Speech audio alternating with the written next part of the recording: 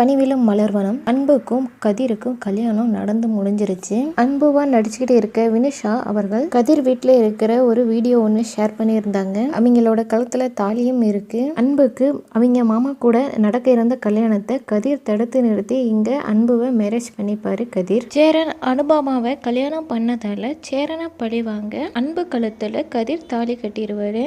அன்பு தான் பாவம் கல்யாணம் மாமா கூட நடக்குன்னு ரொம்ப ஆசையாக இருந்திருப்பாங்க.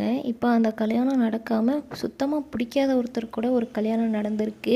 சேரன் அனுபமாவுக்கு ப்ரொப்போஸ் பண்ண வீடியோ இது எடிட் பண்ணி ரிலீஸ் பண்ணியிருப்பாங்க. அந்த வீடியோவை வச்சு மண்டபத்தில் எல்லாரும் முன்னாடியும் பேசுகிறாங்க. இது கதிர் குடும்பத்துக்கு ஒரு அவமானமாக போயிடும். சேரன் அனுபமா கல்யாணம் கதிருக்கு தெரிய வரும்போது அந்த கோபம் இன்னும் அதிகமாயிரும்.